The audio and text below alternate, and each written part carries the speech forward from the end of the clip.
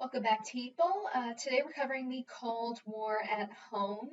This is topic 8.3 in the CED. Okay, so we did foreign policy last time, but then how did the Cold War affect people on the home front in the United States? This is the start of the second Red Scare. If you recall, in the 1920s, we had a first Red Scare after World War I and the Bolshevik Revolution. The 1920s and the 1950s are two periods that are compared a lot in the APUSH curriculum because they have a lot of similarities. Red Scare, cultural conflict, times of prosperity. So this is kind of an important period for us. But what about the second Red Scare? Well, we have to look at Richard Nixon first, who led the investigation of un-American activities in the House of Representatives. This happened in 1949, and he was most famous for his prosecution of then State Department employee Alger Hiss.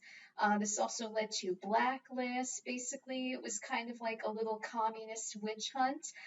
The prosecution of Hiss was particularly interesting because although he was accused of passing U.S. information to Soviet spies. He couldn't really get convicted because this happened in the 1930s, 1940s, and the statute of limitations for those charges had already passed. However, Hiss did get convicted for perjury for lying under oath in an apparent cover-up of his involvement with possible Soviet spies.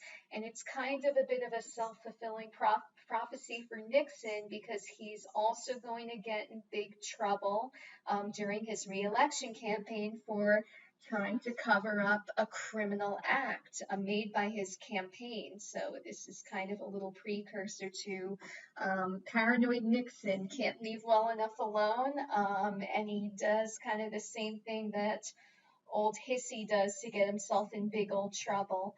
You should also be looking at the Rosenberg trial. This was a trial of a husband and wife, Julius and Ethel Rosenberg, who were Soviet spies and had passed American atomic weapon secrets to the Soviet Union.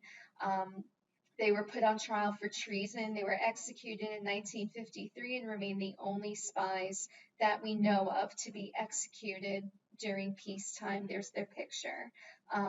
They tried to get Ethel out of the execution, however, just her involvement in the crime and the hysteria with communism was too great, and they both were executed for their crimes. Let's also look at McCarthyism, right? The big red icebergs.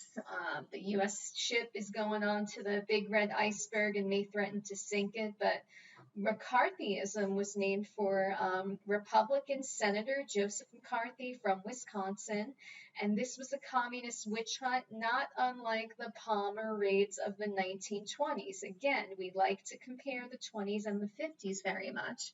Anyone that criticized the government or that McCarthy did not like was accused of being a communist. Anyone that spoke out against the government could have been called in for questioning, interrogation by McCarthy and his people. McCarthy claimed a lot of Americans in the government were secretly communists and passing information and data to the Soviets. Many people in Hollywood were accused and called in for questioning, like Lucille Ball up there, Charlie Chaplin, even Albert Einstein, W.E.B. Du Bois. The intellectual community was not safe from this. And also Lena Horne, another star of that time period. So Hollywood, intellectuals, people in academia, again, very similar to the Palmer raids of the 1920s. However, McCarthyism ended around 1953 due to opposition from the Supreme Court. The Warren Court specifically didn't like what McCarthy was doing, and then McCarthy eventually went after Army officials. And you don't go after the Army, generally the military. It usually, historically, it doesn't turn out well for anyone, and this is going to lead to his censure. He'll basically be reprimanded strongly by the rest of Congress. Now, he's not going to be taken out of office, but his career and influence will be over after that censure. What about advances in science and technology? You have to look at the arms race and the space race. And this started with the Soviet launch of Sputnik in 1957. The Soviets were able to launch that silver satellite, Sputnik, into outer space. And once the United States learned of this, they freaked out basically and realized that if the Soviets were able to develop something that could launch a satellite into space, they could very well develop something that could launch a nuclear weapon over to the United States. And hey, that's our opposing superpower. We have to compete with them and show the entire world that we're better. So this leads to a big push in U.S. education spending, science spending, that leads to the creation of NASA, and the start of the space race. And both superpowers will compete to explore space. Who can put the first man on the moon? Who can put the first dog in space? That's the Soviets did that. That's Laika. Their puppy that they put in space.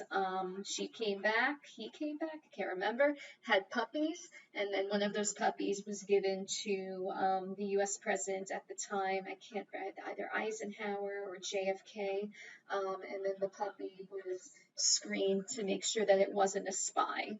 I kid you not. Space race ended in 1969 with the moon landing and the Apollo 11 mission, and then that basically led to like a decrease in that science and education spending. Hey, we beat the Soviets, we got on the moon first, flag, we can cool down somewhat. They also engaged in an arms race and a competition to develop bigger and more destructive weapons, and this caused increased tensions in the Cold War. Their main goal was to have more weapons than the other, and this led to an idea of mutually assured destruction because these were nuclear weapons. By the end of the arms race, both nations had more nukes to just destroy the world many times over. So the idea behind mutually assured destruction is that if either of us use our weapons, the world's over. So we basically don't ever use the weapons, and we have them more as a threat than actually a thing to be used. And this is what led to really those proxy wars in Korea and Vietnam and the Cuban Missile Crisis later on, and in Afghanistan. The US and the Soviet Union could not fight each other directly because of mutually assured destruction, so they had to fight each other through smaller third parties, again, like Korea, Vietnam, Afghanistan, and others. This is going to lead to at home the duck and cover generation, and schools will have bomb drills, kind of like our lockdown drills or our active shooter drills that we have today, where the alarm goes off and you've got to hunker down basically. Ask your parents or grandparents. Maybe your grandparents did something like this. Your parents might be too young. Individuals also built bomb shelters and bunkers in their backyard in case if nuclear war started. So, although it was a prosperous time in the US, it was also a tense time because you were never sure if a Soviet nuke was going to come your way.